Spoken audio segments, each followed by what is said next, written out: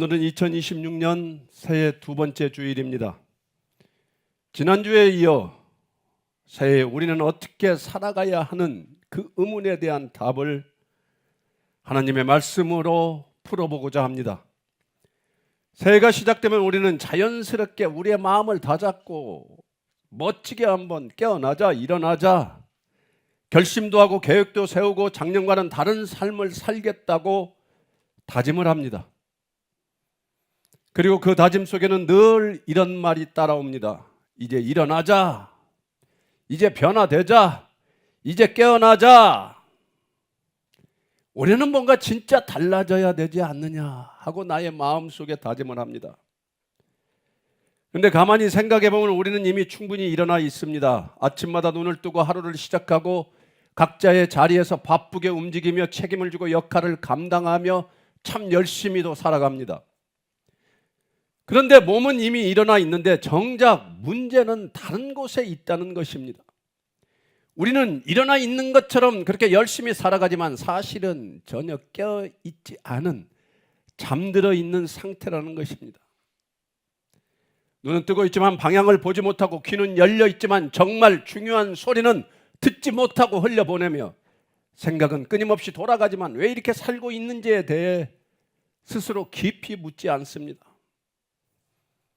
그래서 해는 바뀌었는데 우리의 삶의 흐름은 그대로라는 것입니다.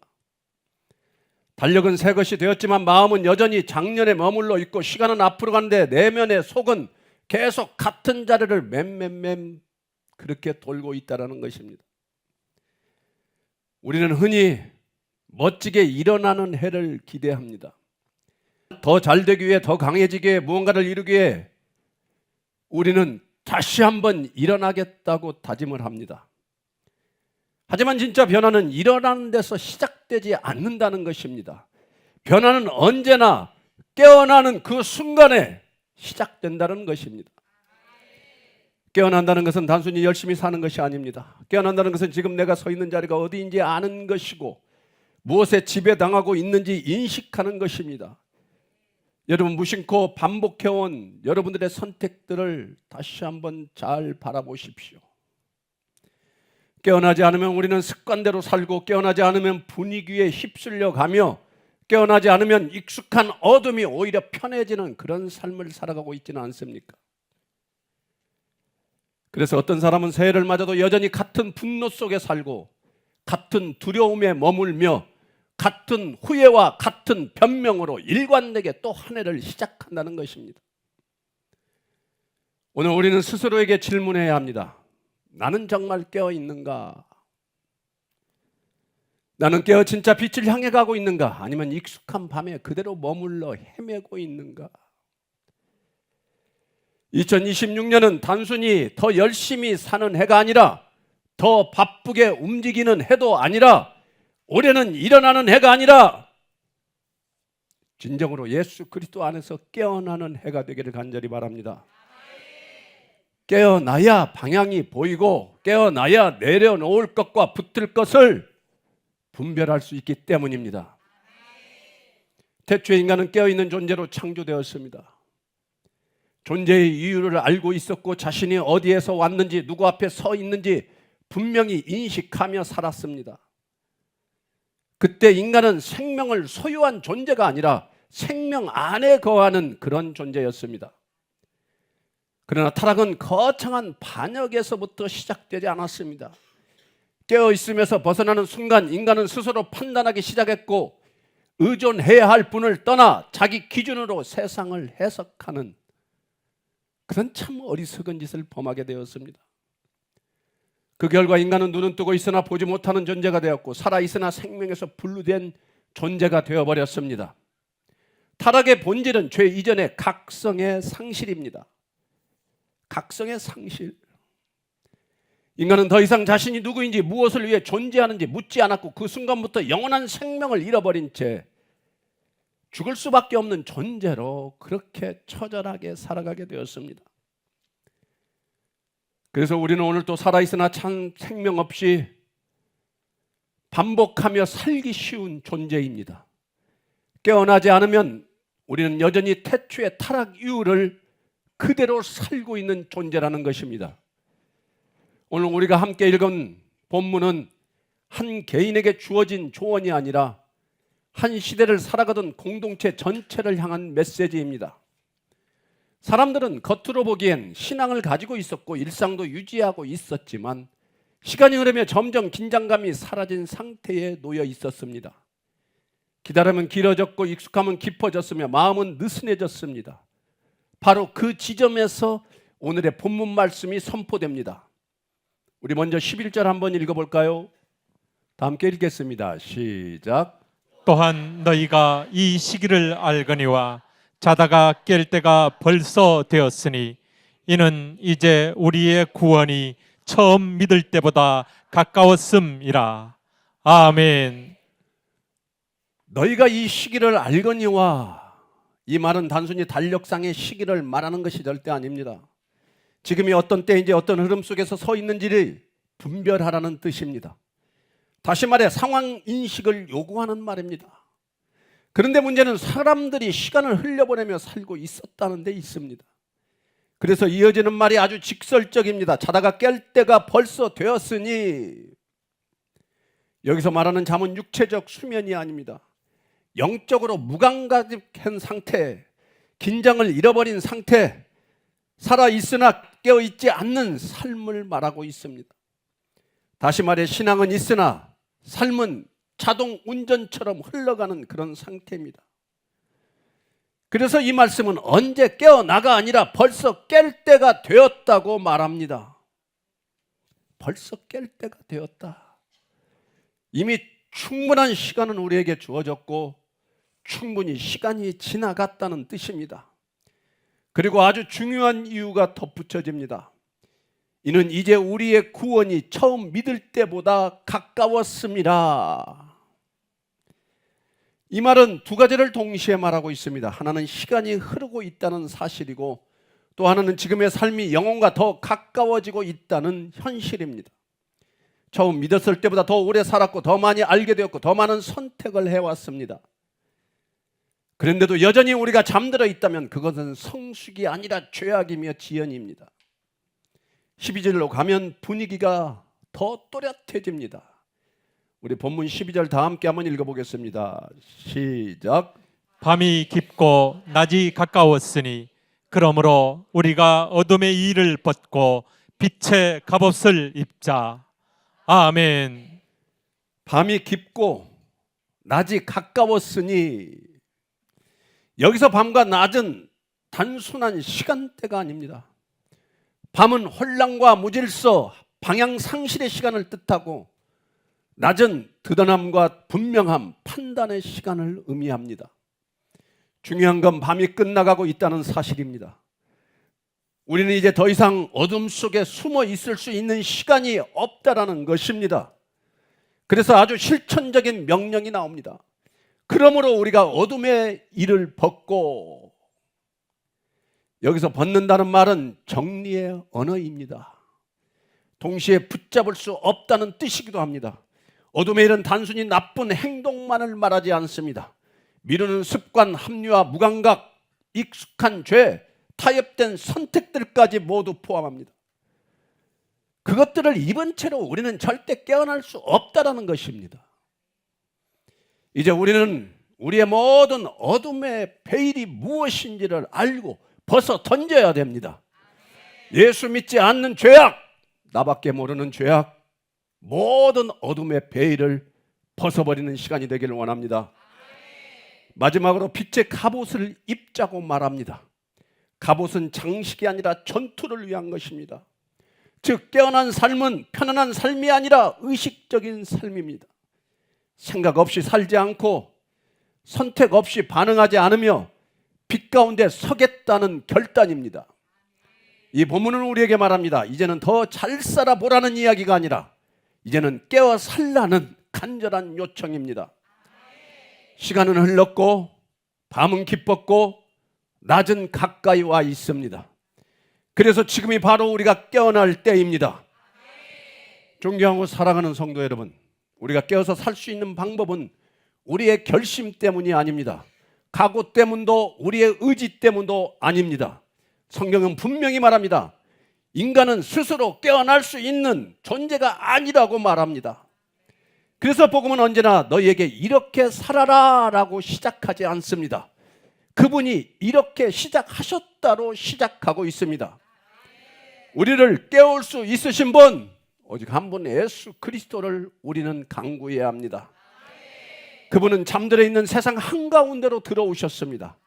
모두가 어둠에 익숙해져 있을 때, 모두가 밤을 정상이라고 여기고 있을 때 빛 그 자체로 우리에게 오셨습니다.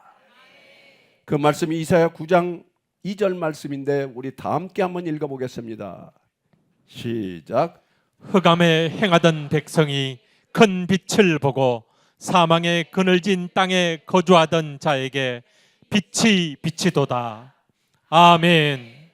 성경이 말하는 흑암은 무엇입니까? 단순한 무지가 아니라 사망의 그늘 아래 거하는 상태입니다. 우리가 사망의 그늘 아래 거하고 있다면 무슨 희망이 있겠습니까? 살아는 있으나 죽음의 방향으로 걸어가고 있으면서도 그 길이 잘못된 줄 모르고 살아가는 불쌍한 우리들. 인간의 가장 깊은 비극은 죄를 짓는 데 있지 않고 죄 가운데 있으면서도 스스로 내가 예수 믿고 살고 있다고 착각하는 데 있습니다. 사랑하는 여러분, 복음이 무엇입니까? 우리가 어둠의 일을 벗은 것이 아니라 예수님께서 먼저 그것을 입으셨다는 것입니다. 우리가 빛의 갑옷을 입은 것이 아니라 예수님께서 자신의 생명을 내어주심으로 우리에게 입혀주신 것입니다. 우리는 어둠 속에 살고 있으면서도 그것이 어둠인 줄 전혀 몰랐습니다. 죄 가운데 있으면서도 그것이 죽음으로 가는 길인 줄 전혀 알지 못했습니다. 그래서 예수님은 가르침 이전에 존재로 오셨습니다. 설명 이전에 우리에게 생명으로 다가오셨고 명령 이전에 빛으로 우리를 비추어 주셨습니다.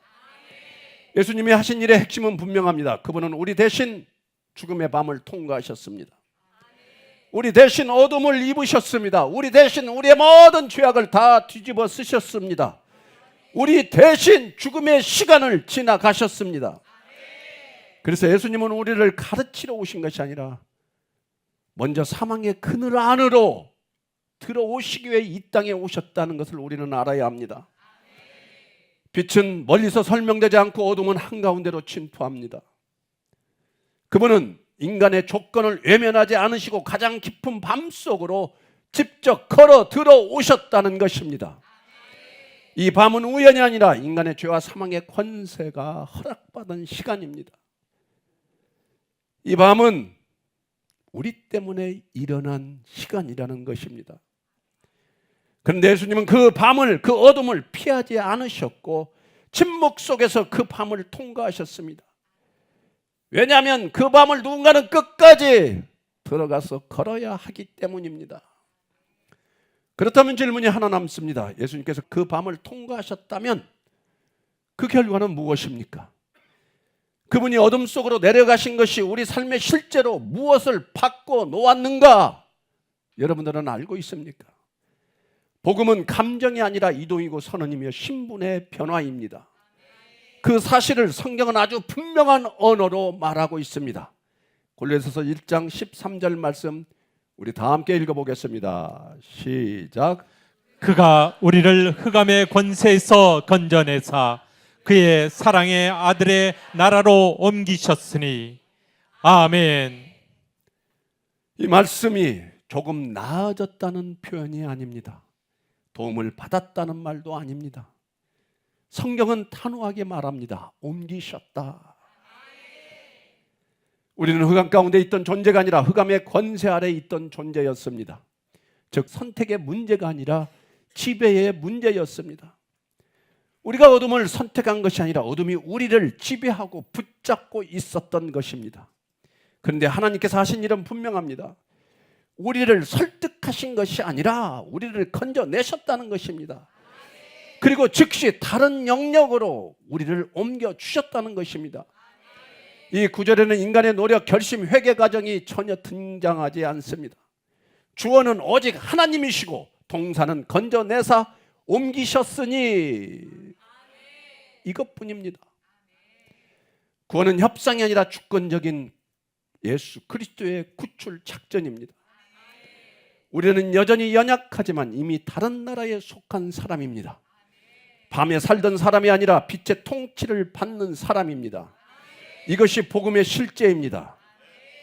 이제 성경은 한 걸음 더 나아갑니다. 구원의 결과가 무엇인지, 빛의 나라로 옮겨진 자에게 지금 무엇이 일어나고 있는지를 에베소서를 통해 우리에게 말씀하고 있습니다. 에베소서 5장 14절 말씀입니다. 다 함께 읽겠습니다. 시작. 그러므로 이르시기를 잠자는 자여 깨어서 죽은 자들 가운데서 일어나라. 그리스도께서 너에게 비추이시리라 하셨느니라. 아멘. 이 말은 지금 아직도 어둠에 거하는 자들에게 던지는 말이 아닙니다.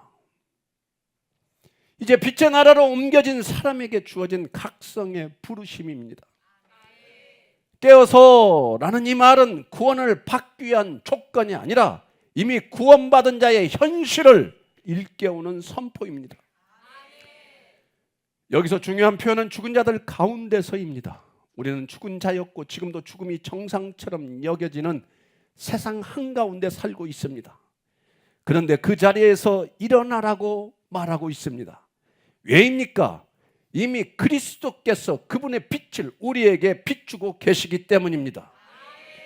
우리가 깨어서 빛을 부른 것이 아니라 빛이 먼저 와서 우리를 깨워주신 것입니다. 그러므로 성도의 삶은 어둠과 빛 사이에서 갈등하는 삶이 아닙니다. 이미 빛에 속한 사람이 빛답게 살아가도록 부름받은 그러한 삶입니다. 이것이 복음입니다. 예수 그리스도께서 우리 대신 밤을 통과하셨고 우리를 흑암의 권세에서 건져내셨으며 지금도 그 빛으로 우리를 비추고 계시기 때문입니다. 그래서 우리는 오직 예수 그리스도 때문에 깨어날 수 있다라는 진리입니다. 이제 성경은 한 걸음 더 깊숙이 들어갑니다.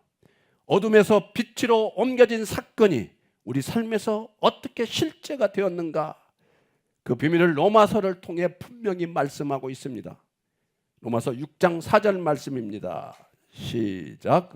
그러므로 우리가 그의 죽으심과 합하여 세례를 받음으로 그와 함께 장사되었나니 이는 아버지의 영광으로 말미암아 그리스도를 죽은 자 가운데서 살리심과 같이 우리로 또한 새 생명 가운데서 행하게 하려 함이라. 아멘. 우리는 예수님을 따라가서 그저 조금 더 나은 삶을 사는 그런 존재가 절대 아닙니다. 성경은 훨씬 급진적으로 말하고 있습니다. 우리는 그분과 함께 죽었고 그분과 함께 장사되었다고 말하고 있습니다. 여기서 핵심이 무엇입니까? 함께라는 말입니다. 예수님의 죽음은 그분의 혼자의 사건이 아니라 우리의 옛사람이 끝난 자리입니다. 죄에 매여 있던 존재, 어둠의 권세 아래 있던 존재는 그분의 죽음 안에서 우리의 모든 옛사람의 죽음도 이미 끝나 버렸다는 것입니다. 그리고 목적이 분명히 제시됩니다. 새 생명 가운데서 행하게 하려 함이라. 이것은 노력이 아니라 결과입니다.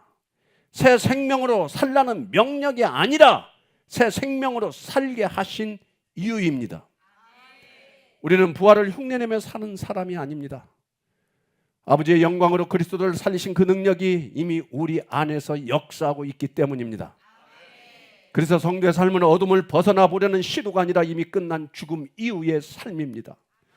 그러므로 성도의 현재는 죄와 생명 사이의 애매한 중간지대가 절대 아닙니다. 이미 죽었고 이미 살아났으며 지금은 새 생명 안에서 우리는 걸어가는 시간입니다. 이것이 복음입니다. 옮겨졌고 죽었고 그리고 우리는 다시 살아났습니다. 구원이란 더 나은 사람이 되라는 요구가 절대 아닙니다. 어둠 속에 있던 우리를 빛 가운데로 옮기신 사건입니다. 구원이란 죄를 조금씩 고쳐가는 과정이 아니라 사망의 그늘 아래에 있던 존재가 생명의 영역으로 이동된 결정적인 전환입니다. 오늘 말씀 속에서 우리가 만나게 되는 하나님 아버지의 마음은 아주 분명합니다. 하나님은 죄인을 버리려는 그런 분이 아니라 죄인을 깨우시는 분이십니다. 어둠 속에 머무는 우리를 향해 왜 그러고 있느냐? 꾸짖기보다 이제 그만 일어나라고 부르시는 음성입니다. 하나님은 우리가 스스로 빛을 찾을 수 없다는 것을 아시고 계십니다. 그래서 기다리기만 하지 않으시고 먼저 밤속으로 들어오셨습니다. 죄 가운데 있는 우리를 멀리서 판단하지 않으시고 가장 깊은 어둠까지 내려가 우리를 찾으셨습니다. 이것이 하나님 아버지의 마음입니다. 하나님은 죄를 미워하시지만 죄인을 포기하지 않으십니다. 깨어나지 못한 우리를 보시고 실망하신 것이 아니라 오히려 그 잠든 자리에 직접 깨워주시기 위해 독생자 아들 예수 그리스도를 우리에게 보내주셨습니다. 그래서 구원은 두려움이 아니라 안도이고 정죄가 아니라 안식이며 회복입니다. 오늘 또 하나님 아버지는 우리를 향해 밤은 이제 끝났으니 빛 가운데 나오라고 말씀하십니다. 성도란 더 도덕적인 사람이 된 존재가 아니라 밤이 끝났다는 사실을 믿고 깨어난 사람입니다. 성도란 여전히 연약하지만 어둠 속에 머무르지 않기로 결정한 사람이 아니라 빛 가운데로 옮겨졌음을 받아들이고 사는 사람입니다. 성도란 스스로를 깨운 사람이 아니라 예수 그리스도의 십자가와 부활로 이미 깨워진 존재입니다. 그러므로 성도란 나는 아직도 부족합니다 라고 고백하면서도 동시에 그러나 나는 이미 빛에 속한 사람입니다 라고 살아가는 존재입니다. 존경하고 사랑하는 성도 여러분, 오늘 말씀의 마지막 자리에서 우리는 아주 정확한 아주 중요한 질문 앞에 서야 됩니다. 그렇다면 우리는 어떻게 살아야 하는가? 그리고 더 정확하게는 또다시 넘어졌을 때 우리는 어디로 가야 하는가? 그것이 우리의 묻는 질문입니다. 신앙생활을 하다 보면 많은 분들이 같은 지점에서 좌절합니다. 나 또 넘어졌다. 또 같은 죄를 나는 지었다. 이 정도면 나는 버려진 사람이 아닌가? 나는 정말 안 되는 거 아니야? 그래서 절망하며 조용히 마음을 닫고 기도를 줄이고 말씀에서 멀어지는 사람들. 그렇게 예수님 앞에 나아가는 일을 스스로 중단해 버립니다. 하지만 분명히 말씀드리고 싶습니다. 그 선택은 회개도 아니고 겸손도 아니고 좌절이며 절망이며 후퇴이며 죽음입니다. 오늘 말씀은 우리에게 분명히 말하고 있습니다. 밤은 끝났습니다. 어둠은 더 이상 우리의 거처가 아니라는 것입니다. 그런데도 우리는 종종 넘어진 그 자체보다 넘어졌다는 사실 때문에 다시 어둠 속으로 숨어버리지는 않으셨습니까? 존경하고 사랑하는 성도 여러분, 성도가 무엇입니까? 죄를 짓지 않는 사람이 성도입니까? 절대 아닙니다. 죄를 짓고 나서 어디로 가느냐가 성도인가 아닌가를 결정합니다. 진짜 문제는 죄를 짓는데 있지 않다는 것입니다. 죄를 지은 후에 예수님을 피하는 데 문제가 있다는 것입니다. 예수님은 회개한 사람만 부르셨습니까? 예수님은 회개가 필요한 사람을 부르셨다는 것입니다. 예수님은 의인을 구하러 이 땅에 오셨습니까? 죄인을 구하러 이 땅에 오셨다는 것입니다. 예수님은 상처가 아문 뒤에 나에게 오라고 하지 않으셨습니다. 정리를 다 끝내고 예수께 나아오라고 그런 말도 하지 않으셨습니다. 쓰러진 자리에서 먼저 묻는 모습 그대로 그 자리에 앉아있는 우리를 향해 주님은 죄 있는 자여 다 내게로 오라고 말씀하셨습니다. 그래서 진정한 회개는 자책이 아니라는 것입니다. 진정한 회개는 스스로를 미워하는 것도 아닙니다. 회개는 나는 역시 안 된다라고 말하는 것도 아닙니다.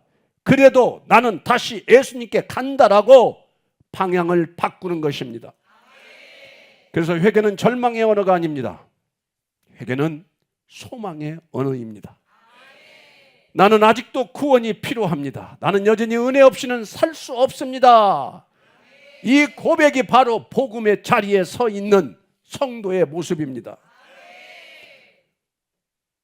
존경하고 사랑하는 성도 여러분, 이제는 어둠으로 돌아가지 않기를 원합니다.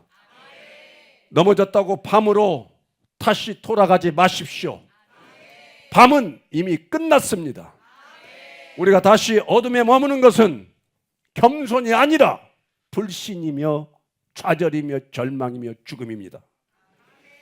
회개는 다시 안 하겠습니다 라는 약속이 아닙니다. 회개는 다시 주님께 옵니다 라는 선택입니다.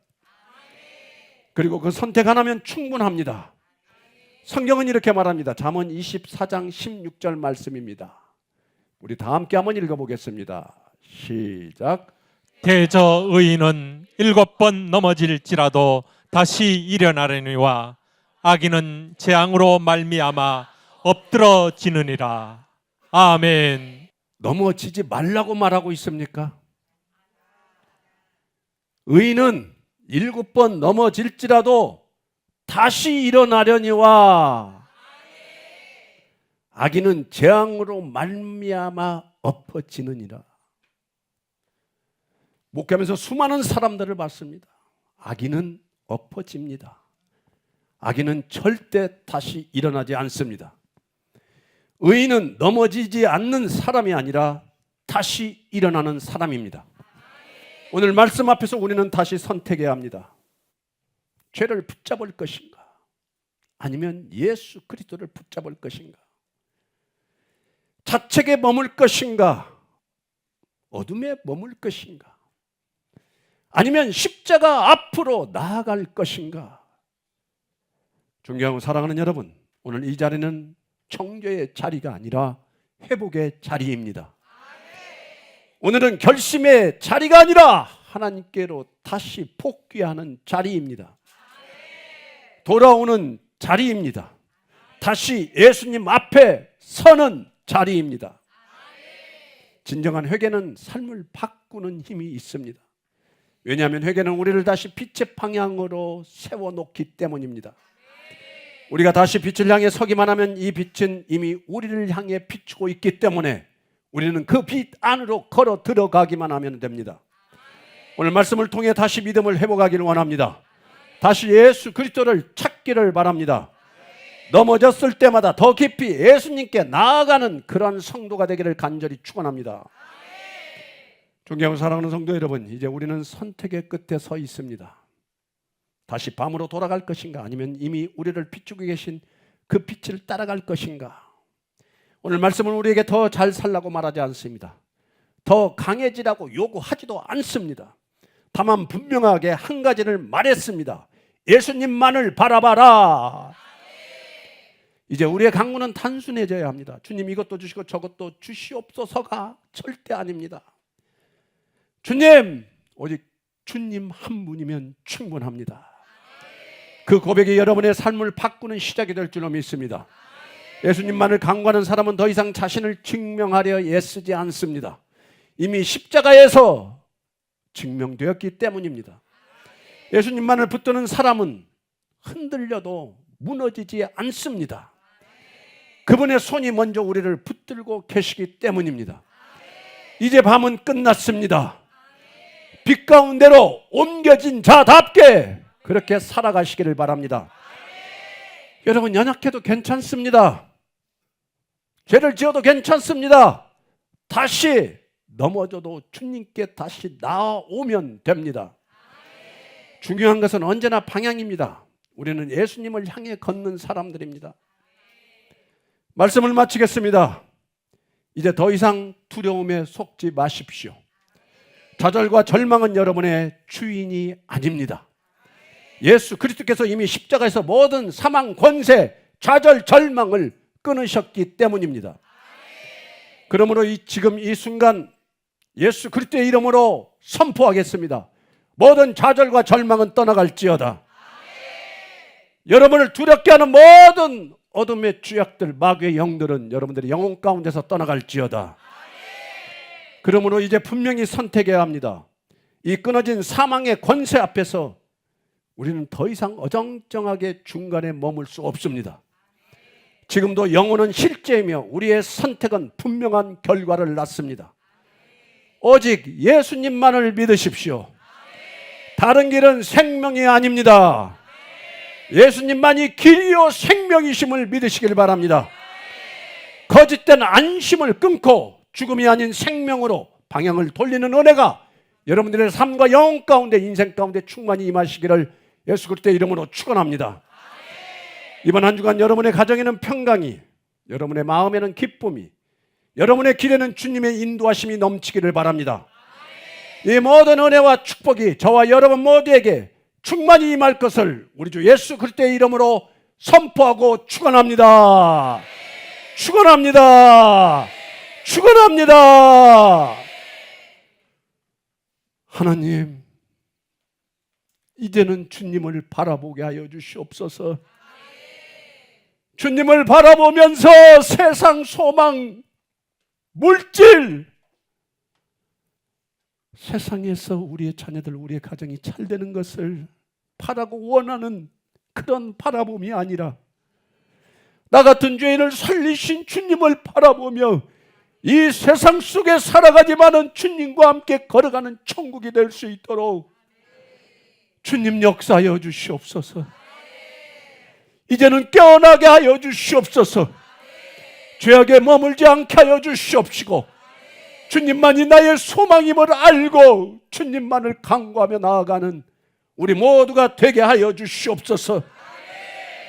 이제는 흑암의 권세에서 우리를 건져내시고 사랑의 아들의 나라로 옮기신 우리 주 예수 그리스도의 크신 은혜와 어둠 속에 있던 자들을 끝까지 포기하지 않으시고 끝까지 사랑하사 빛의 나라로 옮기신 하나님 아버지의 무궁하신 사랑하심과 오늘 또 우리의 심령을 감동하시며 잠자는 자를 깨워 내 마음의 한자리를 예수 그리스도께로 연결시키는 성령 하나님의 위로하심과 교통하심이 오늘 또 말씀 앞에 회개와 간구와 감사로 결단하여 오직 예수님만을 붙들고 깨어 살기로 다짐한 모든 성도들과 그들의 가정과 자녀와 그들의 모든 삶의 자리 위에 우리 주 예수 그리스도의 영광과 위엄과 권력과 권세와 축복이 영원전부터 이제와 영원토록 함께 하실지어다. 아멘.